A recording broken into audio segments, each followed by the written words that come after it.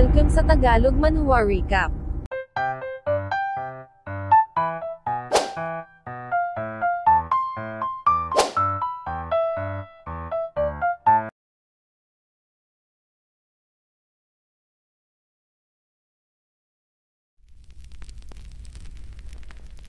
Pagkatapos na mapugutan ng daan-daang members ng Su family na naiwan sa capital, sa muli ay ipinatawag ng Emperor si Xinlang at sa pagkakataong ito, maging si Zhang Chong ay ipinatawag din. Dito ay sinabi ng Emperor sa dalawa na personal niyang pamumunuan ang hukbo upang harapin ang hari ng Wu mamayang gabi kung kaya ang Western Province ay iiwan niya sa mga ito, ano ang mga ito raw ba ay maaasahan niya patungkol sa bagay na ito. Sumagot si Lord Zhang na gagawin niya ang kanyang best, habang sinabi naman ni Xinlang na iyon ay hindi magiging problema. Xinlang sambit ng Emperor sa kanyang isip papaano naman daw ba siya mapapanatag napakatanggak nito, buti na lang at narito si Zhang Chong ang taong ito ay talagang maaasahan. Zhang Chong saad niya isang bagay lang ang ipinapagawa niya rito, keep in check nito si Sunan kahit at least hanggang sa maklear na ang sitwasyon sa Hilaga. Huwag nitong hayaang makapagsagawa o makapagsimula ng open rebellion ang taong iyon. Wala siyang pake kung anong paraan man ang gamitin nito, kailangan nitong makontrol at ma-restrain ang taong iyon na agad namang sinang-ayunan ni Lord Zhang. Idinagdag ng Emperor na gayunpaman, kung sakaling tuluyan na ngang magsagawa ng open rebellion si Sunan at gawing hari ang kanyang sarili, kailangan nitong pigilan ang taong iyon sa Baye County at huwag hayaang makapunta sa bandang silangan. Zhang Chong dagdag pa ng Emperor umano'y ilang beses nang nagsuggest si Duke Bianxiao sa kanya, kapag ka ito ay nagtagumpay sa pagkakataong ito igagawad niya rito ang posisyon na governor ng Yangzhou. At ikaw naman Xinlang sigaw ng Emperor na siyang nagpagulat sa ating bida, alam niya rong ito at ang Su family ay mayroong matinding alitan, subalit wag muna itong kumilos keep in check lang muna nito ang mga iyon sa loob ng ilang buwan dahil pagkatapos niyang marisolba ang gulo sa Hilaga, siya na mismo ang dudurog sa mga iyon para rito. Idinagdag ng pasigaw na tandaan ito ang keyword una keep in check at pangalawa under control, ito raw ay wag pamalya sa bagay na ito na agad namang sinang-ayunan ni Xinlang. Your Majesty saad naman ni Lord Zhang nagtanong kung ilang mga sundalo ba ang maibibigay nito sa kanya patungo doon, sumagot ang Emperor na 3,000. Kapansin-pansin ang reaksyon ng dalawa, sapagkat ang bilang na ito ay napakababa kumpara sa mga kalabang naruroon. Ano sambit ng Emperor sa dalawa ano iniisip daw ba ng mga itong ang 3,000 ay napakaliit, idinagdag na sa sitwasyong ito ito lang ang kaya niyang mapigasabay utos kay Eunuch Lee na anunsyo ang decree. Thus ganoon na nga ang ginawa ni Eunuch Lee agad na yumukod ang dalawa ni recite ni Eunuch Lee ang decree ng pagproklama kay Zhang Chong bilang appointed garrison commander ng Jiangxi province at prefect ng Baye County, at pagproklama kay Xinlang bilang appointed lord ng Jianyuan City. Pagkatapos na matanggap ang decree ay lumabas na sa palasyo ang dalawa, agad na kinausap ni Xinlang si Zhang Chong.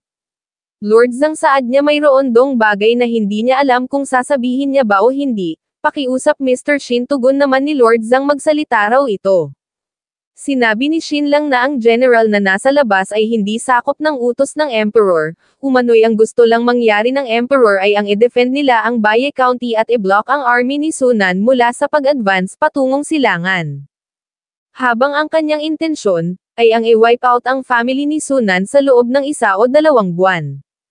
Nabigla si Lord Zhang sa kanyang narinig idinagdag ni Xinlang na besides, once na siya ay makarating sa Jianyuan City agad siyang magsisimula ng massacre laban sa Su family papatay ng ilan sa matahimik na paraan kung kaya siya raw ay umaasa na ito bilang governor, ay bibigyan siya ng cover sa sandaling iyon. Ano tugon ni Lord Zhang gusto nitong pumatay agad pagkarating nito sa Jianyuan City at ilan naman daw ba ang papatayin nito bigyan siya nito ng numero, upang makita niya kung kaya niya bang dalhin ang pasanin. Nagbigay ng ganitong hand sign si Xinlang nagtanong si Lord Zhang kung ang ibig ba nitong sabihin ay 100, umiling-iling si Xinlang. So ang ibig ba nitong sabihin 1,000 dagdag naman ni Lord Zhang, sumagot si Xinlang na walang kahit na isang matitira. Makalipas ang 3 araw si Zhang Chong at Xinlang ay nagled ng 3,000 mga sundalo mula sa capital patungong Jiangxi province, patungo sa pugad ng Su family. Sa loob ng carriage ay napasabi si Shin lang sa kanyang isip na noon ay nagpadala ang Su family ng mga experts mula sa kanlurang rehiyon upang manunog, pumatay at manloob sa teritoryo ng Jin family, pumatay ng maraming inosenteng mga tao at halos ma-injured si Mulan. Umano'y kung hindi lang dahil sa tumulong noon si Kutuhuan, tiyak na napahamak na si Mulan. Pagkatapos nun ay inatake ni Su Janting ang Xuanwo Court, pumatay ng daan-daang inosenteng mga tao at ninasugatan pa ang kanyang mother-in-law, at ngayon ay ilang dosina mula sa kanilang mga tao ang namatay sa mga kamay ni Su Jianyan, kung kaya kapagka hindi niya nagawang mapatay ang bawat natitirang member ng Su family sa pagkakataong ito, papaano niya pa mahaharap si Mulan? Lord Zhang saad ni Shin lang sabay hawi ng kurtina. Umano'y hindi ini-expect ng Emperor na maaapektuhan nila ang mga plano ni Sunan, gayunpaman maaari niyang ibigay rito ang lahat ng 3,000 mga elite soldiers. Hindi niya kailangan ang mga ito, dahil ang tanging gagawin niya lang naman ay ang magdulot ng gulo sa Genyuan City upang makapag-buy time ng 10 araw para rito. Kapansin-pansin ang reaksyon ni Lord Zhang. Idinagdag ni Shin lang na whether magrebelde man o hindi ang Sunan na iyon iyon lang ang tanging nakakaalam, at ang tanging magagamit lang nila ay ang 3,000 mga sundalong ito. Kailangan nilang gamitin ang mga sundalong ito upang i-hold ang Baye County sa loob ng 2 buwan, at sa susunod na 10 araw kailangan nitong burahin ang mga harang na nasa Baye County, wasakin ang lahat ng mga kalaban at kunin ang kompletong kontrol sa Baye County. Napasabi si Lord Zhang sa kanyang isip na ang Baye County ay matagal na panahon nang nasa ilalim ng mahigpit na kontrol ng Su family, kaya katangahan lang kung susubukan nila itong basagin sa pamamagitan ng ordinaryong pamumulitika, ang tanging paraan lang ay ang pumatay. Patayin ang lahat ng mga hindi sumunod, at pagkatapos na mapatay ang mga iyon, ang buong syudad ay isa sa ilalim sa martial law, at ang 3,000 mga elite na sundalo ay sapat na upang makontrol ang isang buong probinsya.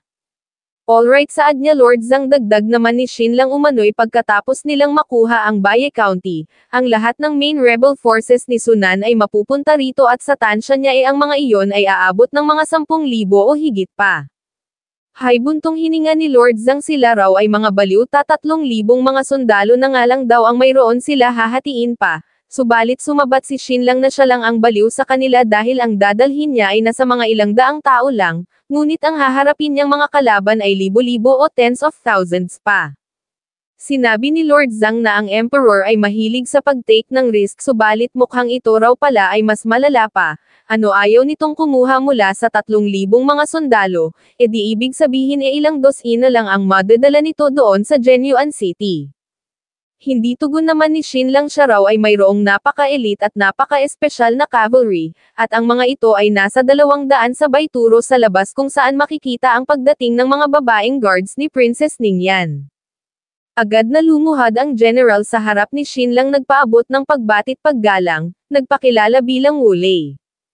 Sambit ni Shin lang Wu Lei. Umano'y matagal niya nang naririnig na mayroong napaka-fierce na babaeng general na nasa ilalim ng command ni Princess Ningyan, ngunit kailanman ay hindi niya pa ito nakikita. Narinig niya rong ito'y tumungo na sa Great Yan Empire noon. Sinabi ni Lord Zhang na ang ama ng babaeng ito ay si Wu Zuo, dating tanyag na general ng Wu, ngunit nung araw iyon ay muntik nang ma-exterminate dahil sa pagpanig at pagsuporta kay Prince Ning Yuanwo. Si Prince Ning Yuanwo ay ang siyang dating kaagaw sa trono ni Emperor Ning Yuanxian, kaya nung tuluyan nang makaupo sa trono si Ning Yuanxian agad niyang tinugi si General Wu Zuo, at pagkatapos ay nagbigay ng utos na lipulin ang kanyang family. Sa kabilang banda, ang anak nitong babae na si Wu Lei ay nag-suffer ng matinding misfortune dahil lang sa hindi ito maganda. Ito ay hindi nakapasok sa Royal Academy, subalit ipinadala upang maging isang fighting slave sa army. Ang sinasabing mga fighting slaves na ito ay tila mga gladiators, subalit ang kapalaran higit na mas malupit, dahil kapag sila ay isinasalang madalas ang laban ay 1 laban sa 10. Walang kahit na isa sa mga fighting slaves ang nabubuhay ng matagal, gayunpaman si Wu Lei ay nagawang makasurvive sa loob ng 7 taon, at nang makarating sa kaalaman ni Princess Ningyan ang patungkol sa kanyang pinagdaanan agad siya nitong kinuha sa ilalim ng pretext na kailangan niya ng escort sa kanyang gaganaping kasal sa Hilaga, nag-request sa kanyang ama na ibigay sa kanya si Wu Lei. Mula doon ay naging tagasunod na ni Princess Ningyan si Wu Lei, at kalaunay naging kanang kamay. Nagpaabot ng pagbati ang iba pang mga female warriors kay Xinlang, habang napasabi naman si Lord Zhang sa kanyang isip na malamang ang lahat ng mga ito ay yung mga female warriors na nasa ilalim ng command ni Princess Ningyan. Sinabi ni Wu Lei kay Xinlang na si Princess Ningyan ay kasalukuyang nakabilanggo sa Imperial Clan Court at no way na iyon ay makakatakas, kung kaya sila'y ipinadala na lang nun upang sundan ito sa kanyang misyon. Idinagdag na ang Highness ay nagbigay na sa kanila ng instructions na sundin ang kahit na ano mang ipag-utos nito, sila'y nakahandang sumugod sa impyerno at mga dambuhalang alon para rito. Na-touch ng husto si Xinlang sa kanyang narinig, malaking buldit talaga rong siya ay hindi nagkamali na kaibiganin ito. What a magnificent army, sambit ni Lord Zhang. Ang third princess ay talagang napakabait, subalit idinagdag sa kanyang isip na buti na lang daw pala at hindi tuluyang nahulog sa trap ng taong ito ang kanyang anak na babae noon, dahil kung nagkaganon tiyak na malaking pagsisisi ang dinaranas niya ngayon. Well, saad ni Xinlang mukhang siya raw ay wala nang magagawa pa. Siya ay napakagwapo kaya natural lang na mahalin siya ng mga babae at kahit na saan siya pumunta, ay palaging mayroong mga beauties na ibibigay sa kanya ng kusa ang kanilang puso't kaluluwa. Sisters-in-arms, dagdag niya, umano'y ang lugar na pupuntahan nila ay yungib ng dragon at pugad ng tigre, isang life and death situation. Idinagdag na kahit na ang mga ito pa'y maka-achieve ng great things siya ay natatakot na ang mga ito'y hindi mabibigyan ng promosyon, kung kaya ang mga ito raw ba talaga'y sigurado na gusto nilang sumunod sa kanya. Sa emosyonal na paraan ay sumagot si Wu Lei na kung hindi dahil kay Princess Ningyan matagal na silang patay. Idinagdag na siya ay isa lamang dating lowly wrestling slave na namumuhay sa buhay na mas malala pa sa kamatayan, at kung hindi lang dahil sa Highness malamang kung hindi sila patay sila ay namumuhay pa rin ngayon na para bang livestock, kaya ano pa raw ba ang dapat nilang ikatakot, umano'y susuklian niya ang kabaitang iginawad sa kanya ng third princess kahit gamit pa ang kanyang sariling buhay. Sa katunayan, ang kalahating bilang ng mga female warriors na ito ay descendants ng mga convicted officials habang ang kalahati mga female fighting or wrestling slaves, at silang lahat ay iniligtas ni Princess Ningyan. Through the fire and steel, sigaw ni Wu Lei na agad namang sabayang isinigaw ng paulit-ulit ng mga female warriors. Alright everyone, saad ni Xinlang, magmula ngayon ang mga ito'y susunod sa kanya sa buhay at kamatayan, wala siyang ibang regalong maibibigay sa mga ito, ang tanging maibibigay niya lang, ay ang pinakamainit at pinaka-intimate na regalo sabay utos kay Shisan na ilabas ang mga ito. Thus ganoon na nga ang nangyari, si Shisan kasabay ng ibang mga warriors ay naglabas ng ilang kahon. Sisters-in-arms, sigaw ni Xinlang, ang mga ito raw ay talagang napakatapang mga tunay na babae na hindi nagpapalupig sa mga lalaki, gayunpaman bawat buwan, mayroong mga araw para sa mga ito na talagang napaka-annoying. Subalit sa mga regalo niyang ito, ang mga araw na iyon sa bawat buwan ay hindi na magiging problema pa, ang mga ito ay hindi na magiging uncomfortable pa. Idinagdag na ang mga regalo niyang ito ay tinatawag na angel wings, tigta 30 piraso sila bawat tao. Hasambit naman ni Shisan sa kanyang isip habang iniaabot ang isang pack ng menstrual napkin, umano'y kapag nalaman ni Huang Feng na iniaabot niya ang mga bagay na ito, tiyak na katapusan niya na. Napatanong ang isang babaeng warrior kung ano ang bagay na ito. Sinabi ng isa na narinig niya mula kay Shisan na ito ay ginagamit sa kasagsagan ng menstruation, ito raw ay nag-a-absorb. Ano, sambit naman ng nasa likod, what a thoughtful gift, si Xinlang daw ay talagang napaka-considerate, no wonder na ito ay pinapaboran ng husto ni Princess Ningyan, at pagkatapos na mabigyan ang lahat, sila'y nakapagdesisyong magpatuloy na sa pagmarcha. Makalipas ang 2 araw ay naghiwalay na ng daan si Xinlang at Lord Zhang, upang tumungo sa kani-kanilang estasyon, at makalipas ang 1 pang araw, nakasalubong ni Xinlang si Grandmaster Li Chenkyo. Agad na lumabas si Xinlang. Mr. Xin, bungad ni Grandmaster Li Chenkyo, siya raw ay nabigo, alam ko, tugon ni Xinlang. Idinagdag sa kanyang isip na ang martial arts skills ni Grandmaster Li Chenkyo ay napakalakas, higit na mas malakas kung ikukumpara kay Grandmaster Zuyin at Zongchuk, gayunpaman ito ay mayroong weakness. Umano'y nung kabataan nito ito ay napakahirap, ito'y anak ng isang magsasaka, araw-araw na nag-iensayo ng martial arts. Gayunpaman kahit na ito na ay ang siyang naging bagong Sword King naging bagong master ng Sword Island hindi pa nito nakikita ang karamihan sa labas ng mundo, kaya sa pagkatao na mayroon si Sunan sa uri ng presensya at aura na mayroon ang taong iyon, kahit na ang martial arts skills na mayroon si Grandmaster Lee Chenkyo ay higit na mas malakas, ang aura nito ay nasuppress. Sinabi ni Grandmaster Lee Chenkyo na siya'y talagang walang silbi na bigo siya sa pagkakataong ito. Subalit sumagot si Shin Lang na iyon ay ayos lang nagawa naman nito ng maayos ang kanyang trabaho, at mayroon siyang magandang balita para rito. Umano'y sa ngayon ay mayroon na siyang general idea patungkol sa lason na nasa loob ng asawa nito, gayunpaman kakailanganin niya pa ring mag-extract ng mga toxins mula sa katawan nun at magsagawa ng ilang experiments. Mr. Shin saad ni Grandmaster Lee Chenkyo nagsabing ang buhay ng kanyang asawa ay nasa mga kamay nito, hanggat mailigtas lang nito ang kanyang asawa nakahanda siyang gawin ang kahit na anong bagay. Thus mula nga rito'y sumama na sa team ni Shin Lang si Grandmaster Lee Chenkyo at hindi lang sa siya ang nagmaneho para kay Shin Lang, siya rin ay nagbigay ng gabay sa training ni Dummy. Kung noon ay inaatake ni Grandmaster Zong Chuk si Dasha ng 30,000 beses bawat araw, ngayon ang binibitawang atake ni Grandmaster Lee Chenkyo patungo kay Dasha bawat araw ay 50,000. Senior Sword King saad ni Shin Lang nagtanong kung bakit ayaw nitong pagpahingahin si Dummy, hindi pa sigaw na tugon naman ni Grandmaster Lee Chenkyo ang martial arts training ay nangangailangan ng perseverance, kaya papaanong mangyayaring ito ay susuko ng ganoon lang kadali. Ano sambit naman ni Shin Lang sa kanyang isip hindi raw ba't napakamahiyain nito nung kaharap nito si Sunan, ngunit bakit ngayon parang napakatigas nito. Napaka-brutal sambit naman ni Shisan sa kanyang isip, gayunpaman mukhang talagang hindi ganoon kadali upang lumakas pa si Dummy. Ang lakas na mayroon ito'y nakuha rin nito mula sa dugo, pawis at luha. Lumalabas na ang lahat ay dumadaan sa kanyang mahihirap na karanasan, ngayon siya raw na si Shisan ay maganda na ang pakiramdam.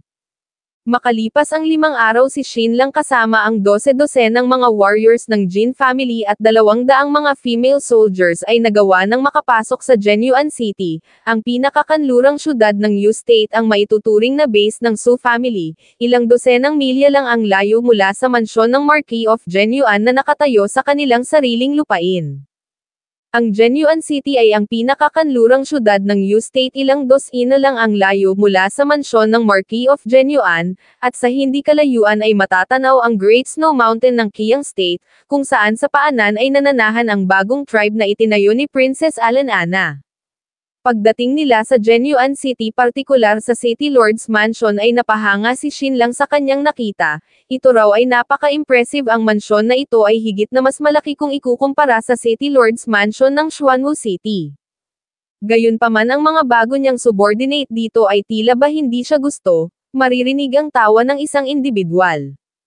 Sumalubong sa kanila tinanong si Shin Lang kung ito ba ang bagong appointed City Lord ng Genyuan City na si Shin Lang. Well kung ganoon nga welcome niya raw ito, nagpakilala bilang Sulin ang Assistant Magistrate ng Genyuan City. Ano sambit naman ni Shin Lang sa kanyang isip anong ibig sabihin nitong welcome siya na ngayon ang Lord ng lugar na ito, umano'y bakit umaasta ito na para bang tumatanggap ng bisita. Kung ganun saad niya ito raw ba ang Sulin na pamangkin ni Marquis Sunan, oo ako nga tugon ng individual. Pinsan Sulin saad ni Shin Lang siya raw ay ang nakababatang pinsan nito na si Shin Lang, siya raw ay nagpapaabot ng paggalang.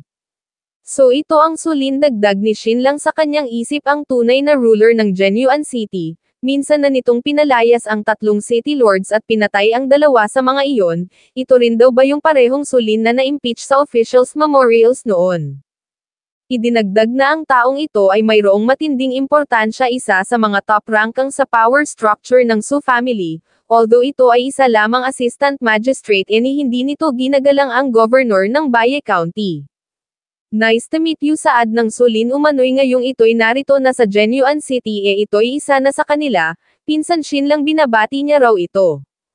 Pinsan tugon naman ni Shin Lang matagal niya na raw itong hinahangaan. Karangalan para sa kanya na sa wakas ito'y nakita niya na sa araw na ito naway bigyan siya nito ng gabay sa hinaharap.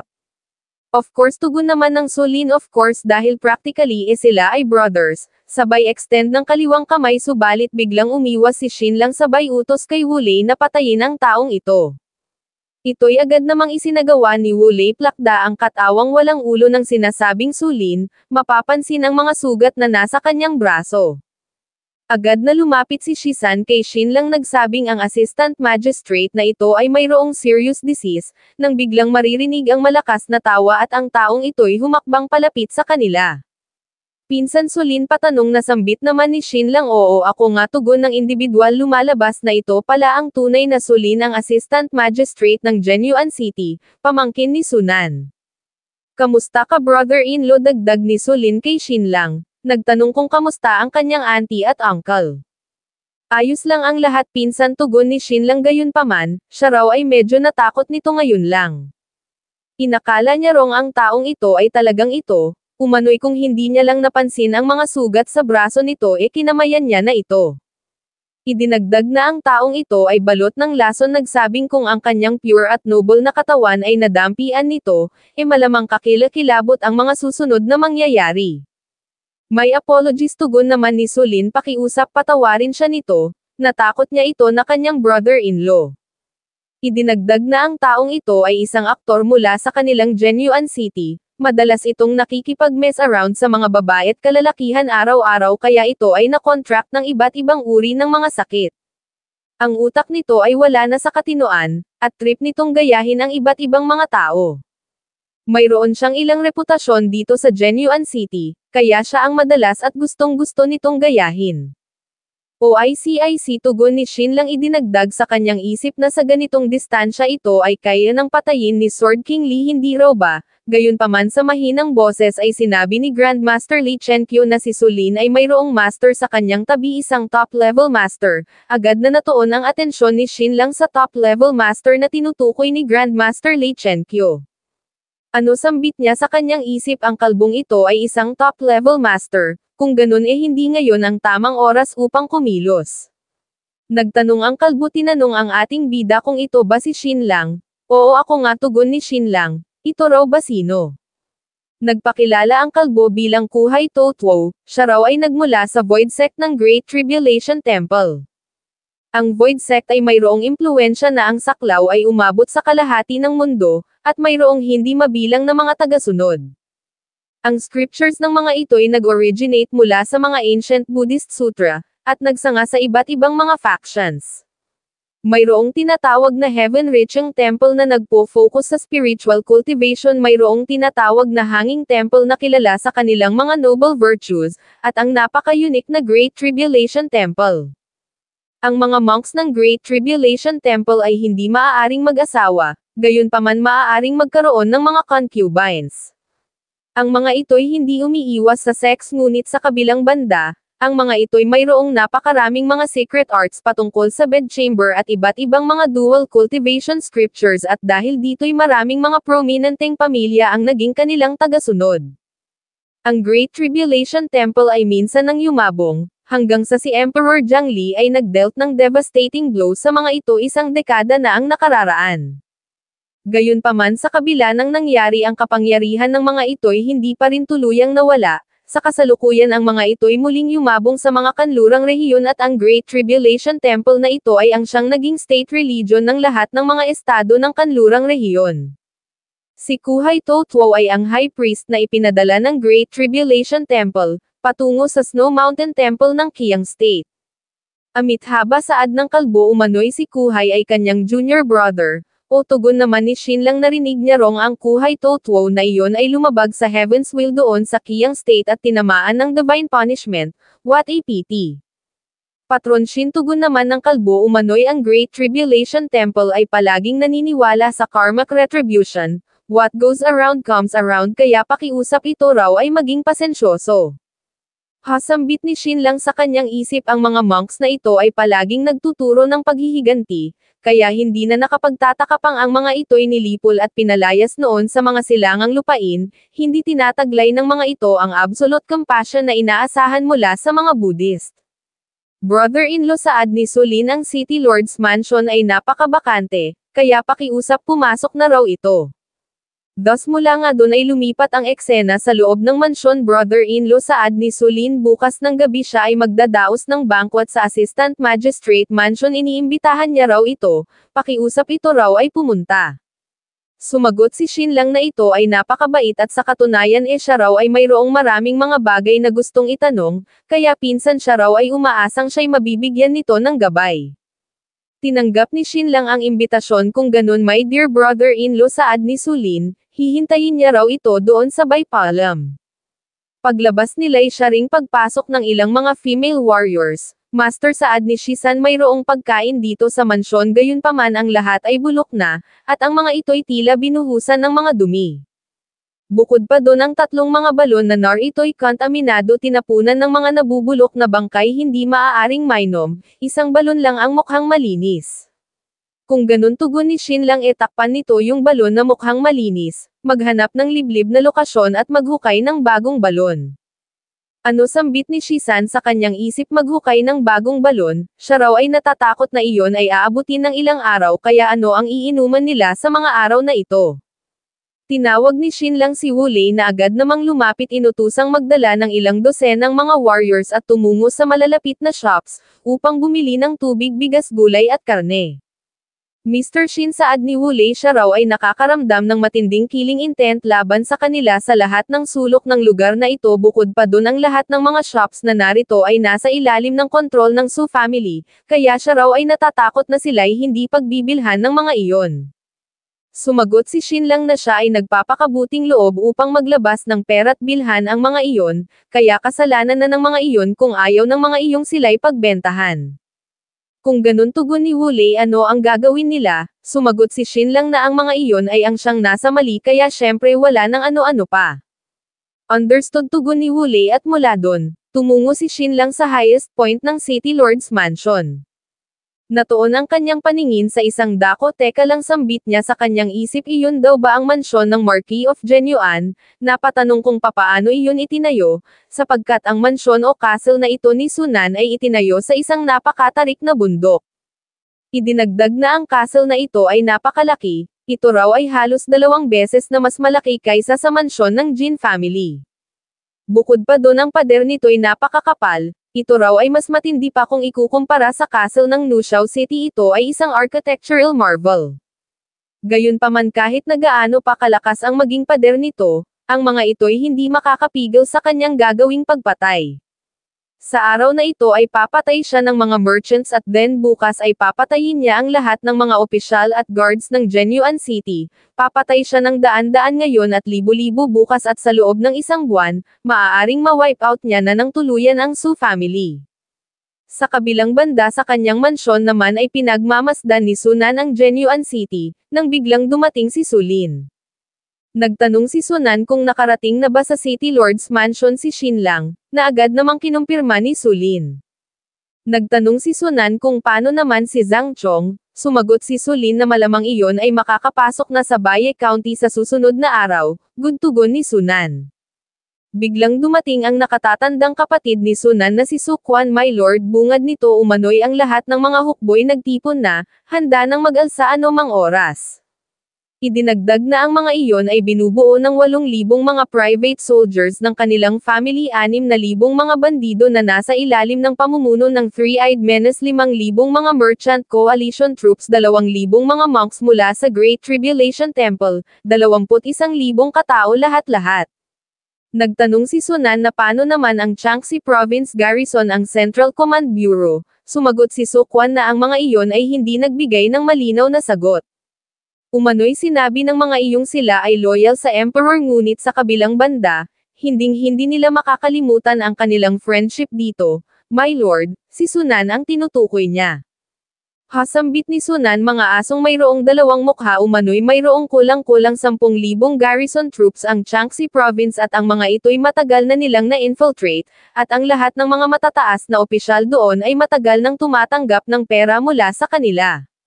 Humakbang siya patungo sa mesa kung saan nakalatag ang isang mapa. Napasabi sa kanyang isip na ang army ay nag-assemble na at nakahanda ng mag-launch ng rebellion upang walisin ang kabuuan ng Jiangxi Province anumang oras. Gayunpaman, ang timing ng isasagawa nilang rebellion ay nakadepende sa mga external factors.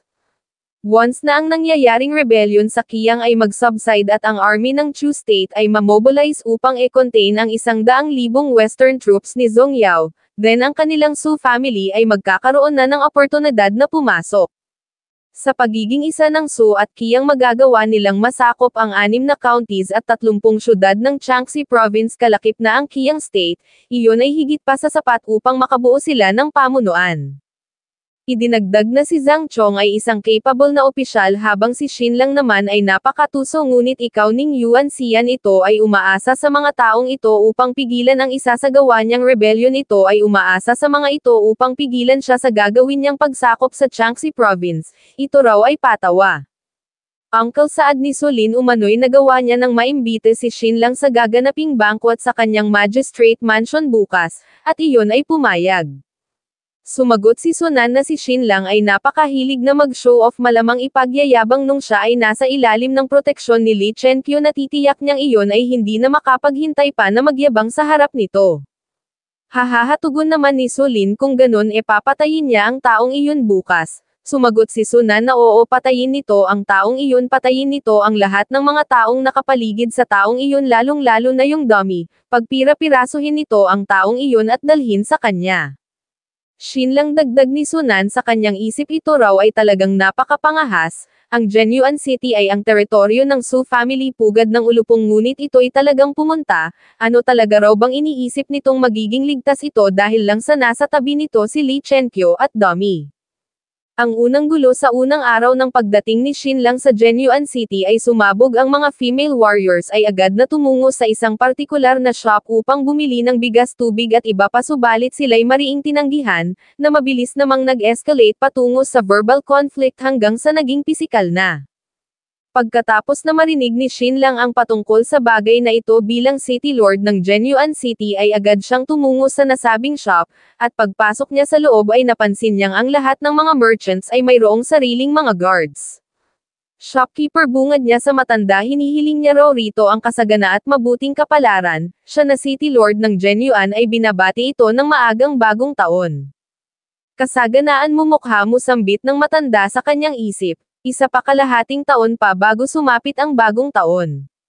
Sinabi ni Xin Lang na napaka-obvious na ang mga ito'y mayroong mga bigas at karne kaya bakit daw ba ayaw nitong magbenta sa kanila, sumagot ang matanda na hindi sila tumatanggap ng mga gintong pilak ng U-State. Bullshit sambit naman ni Xin Lang sa kanyang isip kung ganun saad niya ito raw ba ay tumatanggap ng gintong pilak ng Chu State, sila ay nakahandang magbayad ng doble. Sinabi ng matanda na narinig niyang si Master Xin ay isang Kepman so tugon naman ni Xin Lang kung ganun patawad dagdag ng matanda, dahil ang mga Kepman ay ang itinuturing na pinakakasuklam-suklam sa lupang kanilang pinagmulan, ang mga ito'y mas malala pa sa mga alipin sila ay hindi nagsasagawa ng anumang business sa mga ito. Siya nga pala ang tinutukoy na Kepman ng matanda rito'y mga taong hindi nagtatrabaho sa halip ay binibigyan lang ng pera at matutuluyan ng kanilang kalaguyo, kumbaga ini-imply ng matandang ito na ganoon ang sitwasyon ni Xin Lang at Mulan. Sumigaw si Xin Lang na siya ay ang City Lord ng Jianyuan ang pinakamataas na opisyal sa syudad na ito. Oh my God pa-sarcastic na tugon naman ng matanda so sa state daw pala nito'y maaaring maging opisyal ang mga Kepman, ngunit sa Seoul State raw pagkatapos na mahuli bilang Kepman ang mga ito'y tinatatakan ng mga katagang runaway slave sa kanilang pagmumukha gamit ang mainit na bakal, pagkatapos ay ikinakadin at pinagtatrabaho bilang alipin hanggang kamatayan.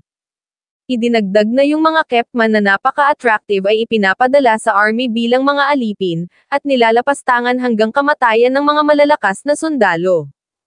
Nagbigay ng utos na ibitin ang karatula sa labas ng kanilang shop na maliwanag na nakasulat sa iba't ibang lengguwahe, na ang mga aso't mga Kepman ay hindi allowed na pumasok sa loob.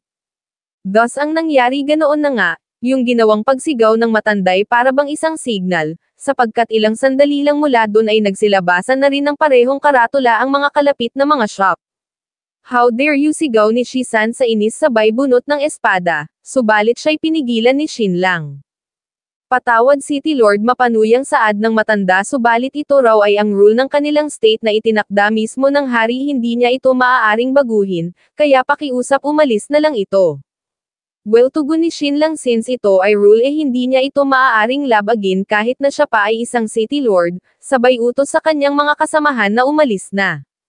Pagkalabas nila'y maririnig ang boses ng matanda nagbigay ng utos na bakbakin ang lahat ng mga tiles na naapakan ng taong iyon at itapon sa likod ng palikuran, at sunugin ang lahat ng nahawakan ng taong iyon at yung mesa at upuan, chop-chopin at sunugin din. Kapansin-pansin ang reaksyon ni Shisan at Wulei.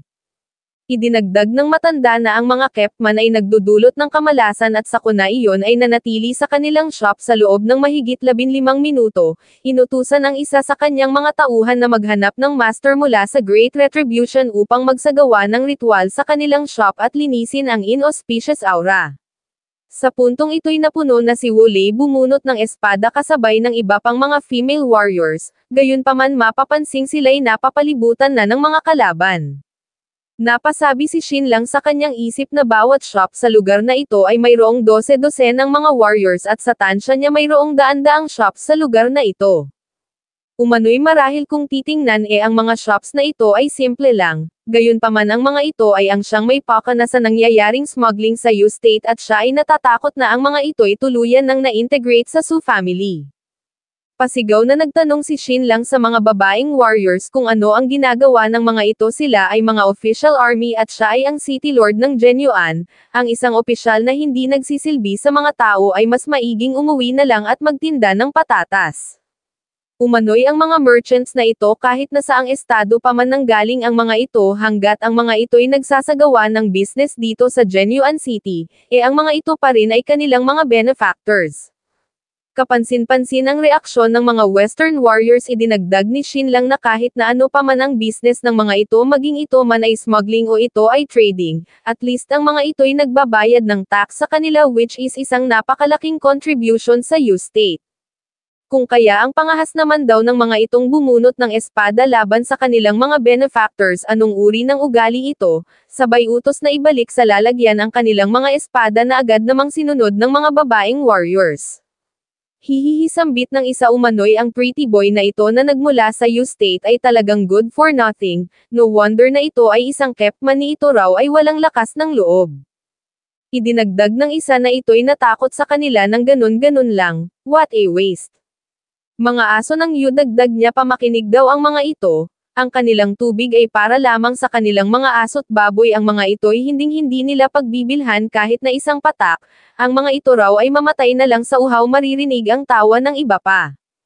Sumigaw si Wulei na ngunit ang lupang kinatatayuan ng mga ito ay nabibilang sa U-State, subalit nagtanong lang ang lalaki kung sino ang may sabi. Umano'y maliwanag na ang lupaing ito ay nabibilang sa Su family. Ito ay ang future ng Su State, at sila na mga Western Xia people ay superior sa Su State. Ano, gustong bumili ng tubig ng mga ito, hindi raw ba? Ano raw ba kaya kung bigyan nila ng ilan ang mga ito habang mainit pa sabay hawak sa kanyang salawal? Hey, taba, saad ng isa, mayroon din daw sila rito mainit-init pa. Nagtanong ang isa kung ang pretty boy ba na city lord na iyon ay nauuhaw. Kung ganun, ito raw ay lumapit upang makainom, kalahating gintong pilak lang ang hihingin niya bawat ihi at ang presyo itataas kapag ka hindi ito uminom. Ang mga ito'y sabay-sabay na inangat ang kanilang mga salawal, nagsiihi sa harap ni Shin lang at mga female warriors. Inis na inis si Wulei. Umano'y nililigawan ng mga ito ang kamatayan. Hindi pigil niya sa kanyang sarili. Ayon sa master, kahit na ano pa mang panghahamak na matanggap nila, kailangan nila itong tiisin, hindi siya maaaring lumaban ngayon. Nagsimulang humakbang si Shin lang habang ang mga Western warriors ay nagpatuloy sa pag-ihi. Hey City Lord, sambit ng isa, hindi raw ba't gusto nitong bumili ng tubig? Heto, ang init nito ay sakto lang, ito raw ay tumawag ng taong mag-iigib. City Lord, dagdag pa ng isa, nagtanong kung kaya ba nitong satisfy ang kanyang asawa. Ano raw ba kaya kung tulungan nila ito? Idinagdag ng isa na mukhang bibilhin ng City Lord ang lahat ng mga ihi.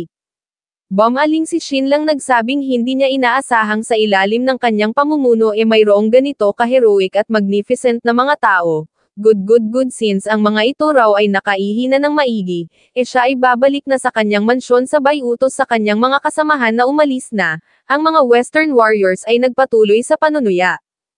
Pagkarating ng grupo ni Shin lang sa City Lord's Mansion ay agad silang nagsuot ng maskara at ilang sandali lang, sila ay bumalik. Sumigaw si Shin Lang nagpakilala bilang kotuhuan siya raw ay narito sa Genuan City sa araw na ito upang maggawad ng hustisya, umiihi kung saan-saan anong uri ng ugali ito, sabay utos sa mga female warriors na hulihin ang mga ito itapon sa palikuran at lunurin. Kayong mga shopkeepers dagdag pa ni Shin Lang umano'y bawat isa sa mga ito'y matatabat masebo malamang pinagsasamantalahan ng mga ito ang mga mamamayan ng Genuan, siya na si Kotuhuan ay pinaka-hate ang ganitong mga tao.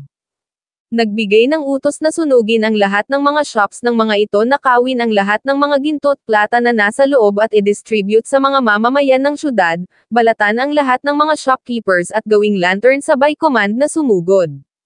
Natawa ang mga Western warriors sambit ng isa binabalak sila nitong talunin gamit lang ang mga babaeng ito raw ay nangangarap, habang nagtanong naman ang isa kay Shin Lang kung sa tingin ba nito ito ay magiging kasing lakas ni Kotuhuan kapag ka nagsuot ito ng maskara ni Kotuhuan. Nagbigay ng utos si Wu Lei na isagawa ang formation at magpakawala ng mga crossbows na agad namang isinagawa ng mga babaeng warriors sabay-sabay na kinalabit ang gatilyo, tinamaan sa ulo ang isang kalbo habang ang ibang mga palasoy tumagos sa kalasag ng ibang mga kalaban. Nagulantang ang iba na patanong ang isa kung anong uri ng mga crossbow ito bakit nagagawa nitong makatago sa mga kalasag, idinagdag ng isa na ito ay maliit subalit napakalakas. Ang Jin family sa Jinshan Island, ay ginamit ang kaalaman at teknolohiya ni Shin Lang sa paglikha ng mga bagay na gawa sa bakal, at doon ay nakalikha sila ng mga bakal na low carbon at high carbon. Thus sa napakataas na kalidad na ito ng mga bakal sinabayan ng top grade na mga bowstrings, nagawa nilang makalikha ng mga crossbow na mayroong sukat at lapad na kalahating talampakan. Bukod pa dun bawat palaso ng mga ito ay gawa sa high-carbon steel napakatigas at sa short range, mayroong kakayahang makapenetrate sa mga bakal na kalasag. Nagpatuloy sa pagpapakawala ng mga palaso ang mga babaeng warriors tinamaan ang mga nasa harap, sumigaw ang isa na wag matakot dahil ang mga ito ay mabagal pagdating sa pag-reload. Binitawan ng mga babaeng warriors ang hawak nilang mga crossbow, sambit ng isang Western warrior ang mga ito ay wala ng bala hindi raw ba, kayong mga babae kayo sigaw niya pa hinahanap daw ng mga ito ang kamatayan sabay-sabay na sumugod. Sinalubong ni Wu Lei ang isa ang espada'y tumama sa armor ni Wu Lei na siya naman nitong ikinagulantang, ito raw ay napakatigas at siya'y napa-atras kasabay ng iba pa nang umatake si Wu Lei kasabay ng iba niya pang kasamahang nasa unahan.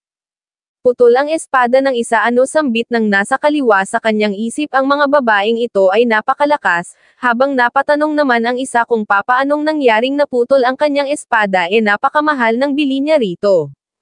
Magpatuloy sa pag-atake sigaw ni Wu Lei idinagdag sa kanyang isip na sila ay mayroong superior strength disiplina kagamitan at physique kaya papaanong mangyayaring sila ay matatalo mula sa mga weaklings na ito pinagtatataga ang mga nasa harapan, na siya namang ikinabahala ng mga nasa likod na kapag desisyong tumakas na lang, nang biglang dumating ang mga warriors ng Jin family sa kanilang likuran sa pangunguna ni Shisan. Sambit niya sinusubukang tumakas, not a chance. Napasabi ang isang Western warrior na katapusan na nila hindi nila kayang talunin ang mga ito hindi rin sila makakatakbo kaya na ang gagawin nila, nagsuggest ang isa na lumaban na lang hanggang kamatayan. Sumigaw si Shin Lang na lumuhad ang mga ito't sumuko surrender ang mga sandata at ang mga ito'y hindi mamamatay, 2 beses niyang inulit. Sumigaw ang matandang shopkeeper na hindi sila maaaring sumuko 2 beses niya ring inulit. Gayunpaman ang mga warriors na nasa harap niya ay nawalan na ng pag-asa binitawan ang kanilang mga sandata, pagbitaw ng isa'y nagsunod-sunod na. Alright dahan-daang lapit ni Shin Lang since ang mga ito'y sumuko na din tanggalin ng mga ito ang kanilang mga sinturon at bitawan sa sahig, napatanong ang isang Western warrior kung para saan ito ngunit sinabi ng isa na gawin na lang nila. Thus ang kanilang mga sinturon ay tinanggal na nga nila nagbigay ng utos si Shin Lang na itali ang mga ito na agad namang sinunod. Nagsihalikan sa sahig ang kanilang mga salawal na patanong ang iba kung ano ang binabalak ng City Lord, sumigaw si Wu Lei na ang mga ito'y tumahimik na lang at wag malikot. Nagbigay ng utos si Shin Lang na kapunin ang mga ito na siya namang nagpaalarma sa mga Western warriors sabay-sabay na napatingin sa direksyon ni Shin Lang. City Lord ano ito sigaw ng isa sila raw ay sumuko na, damn you Shin Lang hiyaw naman ng isa pa kung ito raw ay mayroong tapang patayin nito ang kanyang grandpa. Nagmakaawa ang ibang mga warriors subalit ang pagkapon ay nagsimulan at magpapatuloy, napasigaw ang mga warriors sa sakit. Nagtanong si Shin Lang kung ano ang hinihiyaw-hiyaw ng mga ito kinukumpiska niya lang ang kanilang mga kasangkapan, ang mga ito raw ay mga scum mga mamamatay tao, higit sa lahat mga tamad. Mga pangahas na sumasakay sa ulo ng mga mamamayan ng U-State mga mapaniil at itinuturing pa ang mga sarili na superior, nagbigay ng utos na itapon ang lahat ng mga western scum na ito sa cesspool at lunurin na agad namang sinunod. Kinaladkad ng mga babaeng warriors ang mga western warriors na ngayon nakapun na at kasabay nito, si Shin Lang ay nagbigay ng utos kay Wu Lei na dalhin yung mga shopkeepers sa kanya gusto niyang kausapin sa napakainam na paraan ang mga iyon. Makalipas ang kalahating oras ay tinipon na ang lahat ng mga shopkeepers habang pinagmamasdan ay napasabi si Shin Lang sa kanyang isip na ang mga merchants na ito ay tumaba ng lahat, umano'y bawat isa sa mga ito ay mga kriminal na involved sa smuggling at buma-back up sa Su family. Umupo si Shin Lang at pangiting nag-inquire nagtanong kung talaga bang mayroon silang tradisyon kung saan ang mga keepman at mga aso ay bawal na pumasok, umiling-iling yung matandang shopkeeper. Kung ganun dagdag ni Shin Lang paano naman yung pagtatatak sa mukha at ipapadala sa army bilang mga alipin at lalapastanganan hanggang kamatayan, muling umiling ang matanda. Kung ganun saad ni Shin Lang so sinasabi raw ba nitong siya ay nilinlang nito, nangatwiran ang matandang shopkeeper. Nagsabing siya ay isang merchant na appointed ng kanilang hari upang tumungo rito sa Genyuan City hindi siya nito maaaring galawin, subalit sumagot lang si Shin Lang na siya ay si Kutuhuan ang Great Thief, kaya ano naman ang paki niya sa hari nito. Nagbigay ng utos na patayin ang lahat ng ito maliban sa matandang ito, na agad namang sinunod. Mapapansin ang matinding panginginig ng matanda habang ang ibang mga shopkeepers naman na hindi hagip sa larawan, ay maririnig ang paghiyaw at pagmamakaawa habang papalapit sa kanila ang mga babaeng warriors. Napasabi ang matanda sa kanyang isip na ang pretty boy na City Lord na ito ay baliw papaanong nangyaring ito'y pumapatay rito ng ganito kalantaran ito ay ang Genyuan City ang teritoryo ng Su family, ilang milya lang ang layo mula sa mansyon ng Marquis of Genyuan. Sinabi ni Shin Lang sa matanda na para naman dito ito raw ay paiilawin niya na para bang lantern sa himpapawid, nagtanong kung naiintindihan ba nito kung ano ang ibig niyang sabihin isang bagay na ikinabahala ng matanda. Sumigaw si Shin Lang na ikalat ang balita, gusto niyang masaksihan ng lahat ng mga mamamayan ng Genyuan ang isasagawang execution. City Lord sambit ng matanda siya raw ay nagkamali pakiusap spare nito ang buhay niya, siya ay nakahandang ibigay rito ang lahat ng kanyang mga ari-arian subalit sumigaw lang si Shin Lang na ito'y kaladkarin. Sa lansangan ng Genyuan ay ikinalat na ng mga babaeng warriors ang patungkol sa ginawa nilang pagpatay sa mga mapaniil na mga western merchants inanyayahan ang lahat ng mga mamamayan, na tumungo at sumaksi sa isasagawang execution sa natitirang isang merchant. Makalipas ang isang oras ay nagtipon ang ilang mga mamamayan ng Genyuan sa harap ng City Lord's Mansion at kapansin-pansin, na yung matandang merchant ay ibinitin ng patiwarik. Habang pinagmamasdan ni Shin Lang ang kaganapan mula sa mataas na bahagi ng mansyon ay napasabi sa kanyang isip na ang Genyuan City ay mayroong tens of thousands na mga residente subalit ilang libo lang ang pumunta upang saksihan ang aliw, umano'y lumalabas na mukhang ang mga western merchants na ito'y mayroong hawak na matinding kapangyarihan sa syudad na ito. Idinagdag sa kanyang isip na ang mga mamamayang ito ay matagal nang inaapi subalit kahit na namatay na ang kanilang mga api ang mga ito'y wala pa ring lakas ng loob upang lumabas ang mga ito raw ba ay natatakot sa Su family, well kahit na ganun siya raw ay satisfied na sa bilang na ito ng mga mamamayan na makakasaksi. Sindihan pa sigaw na utos ni Shin Lang na agad namang isinagawa, nagbunyi ang mga mamamayan. Tama yan sigaw ng iba umano'y deserve ng mga ito ang bagay na ito maririnig ang tawa ng iba sinabi ng isa na ang kalangitan ay patas daughter dagdag niya ang mga pumatay rito'y nagbayad na, sa wakas sambit ng iba pa ang mga bastards na ito'y patay na.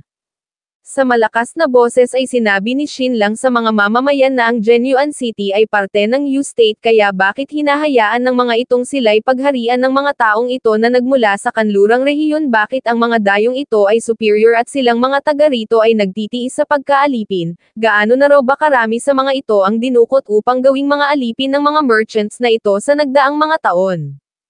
Idinagdag na ang mga ito'y sinipsipan ng dugo ng mga Western merchants na ito hanggang sa matuyo sa pamamagitan ng pautang na napaka-imposibleng mabayaran, ang mga ito'y pinwersa na ibenta ang kanilang mga anak sa kahirapan. Ang mga ito raw ba ay magpapatuloy lang sa pagtitiis, gaano pa katindi ang kaya nilang tiisin.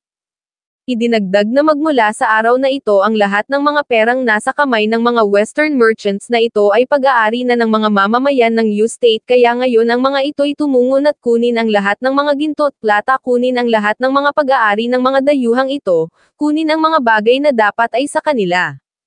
Nagbunyi ang lahat ng mga mamamayan agad na nagsitakbuhan, nag-agawan sa pagkuha sa mga mahahalagang bagay na nasa loob ng mga shop, isang matinding chaos ang naganap.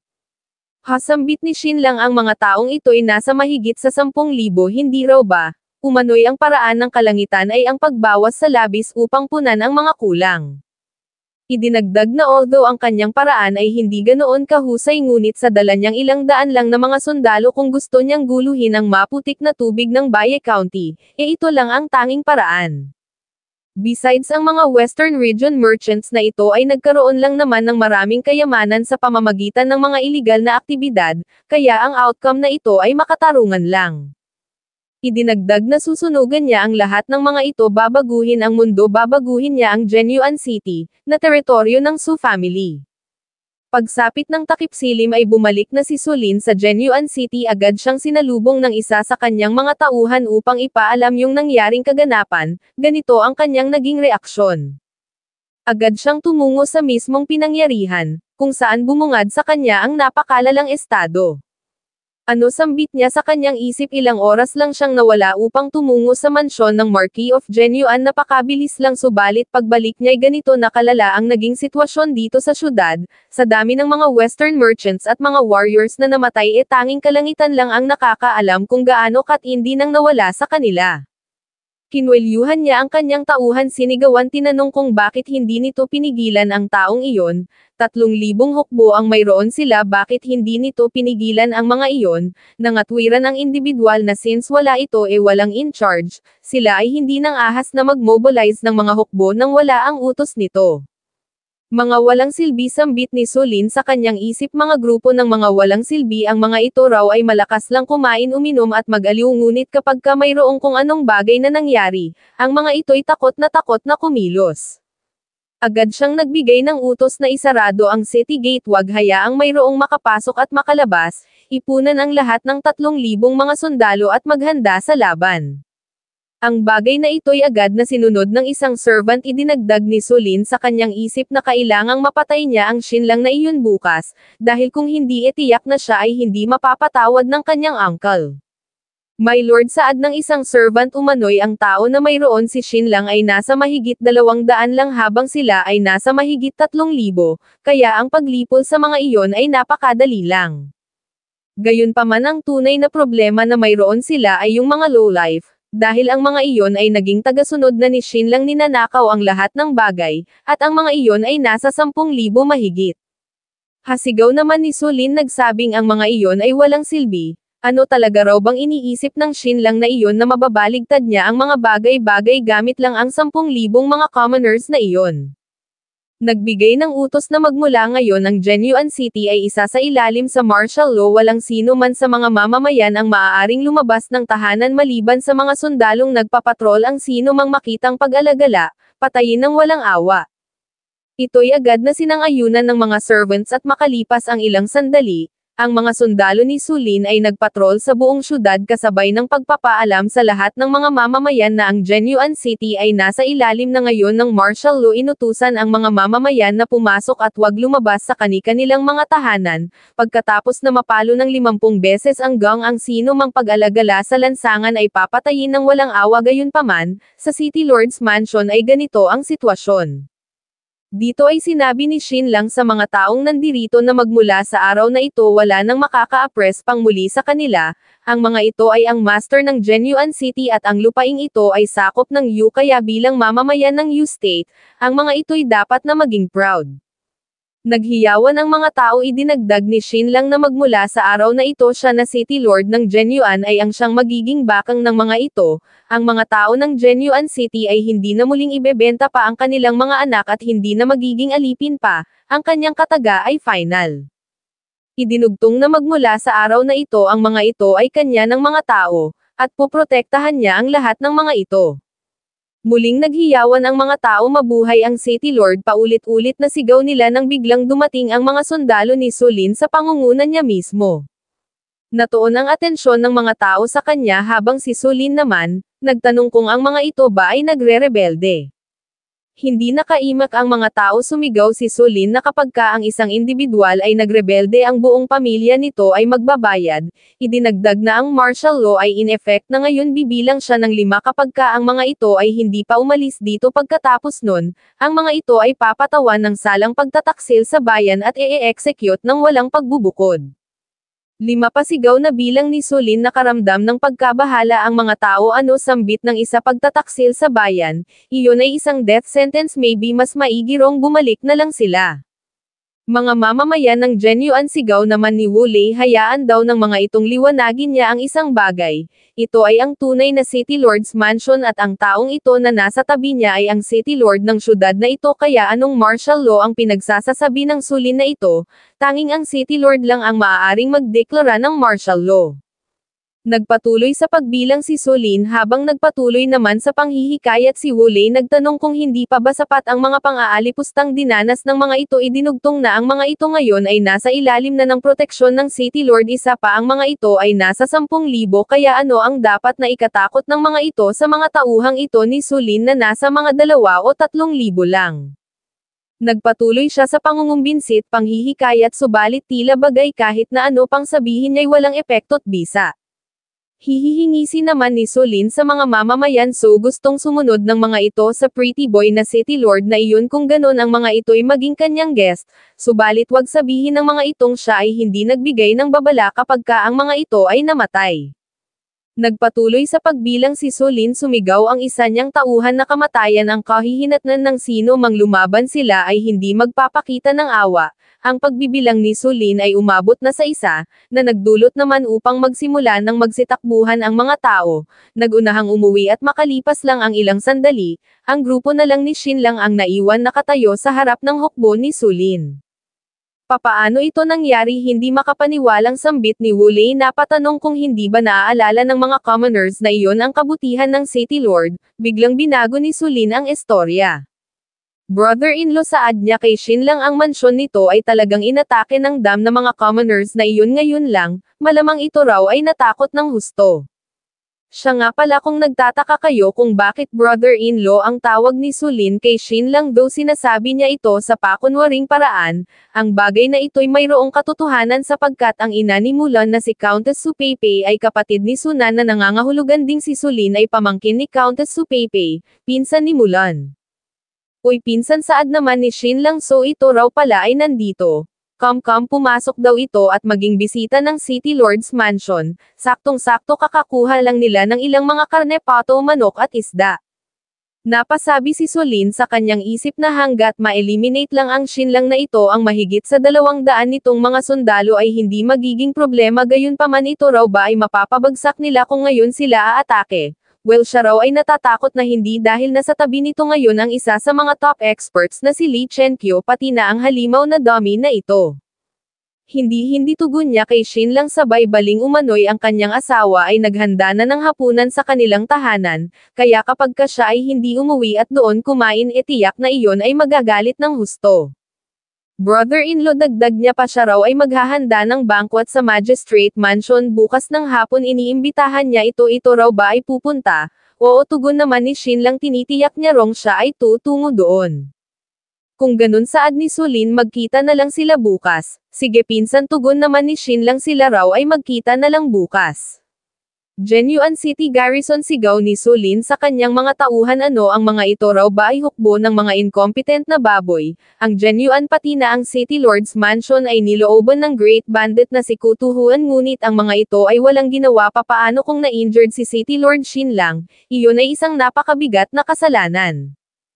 Umalis na ang ibang mga sundalo habang ang tatlong Chiliarchs at ilang mga esteemed masters ng Great Tribulation Temple ay nagpaiwan, inutusan niyang bantayan ang City Lord's Mansion sa gabing ito at mula doon ay umalis na si Sulin.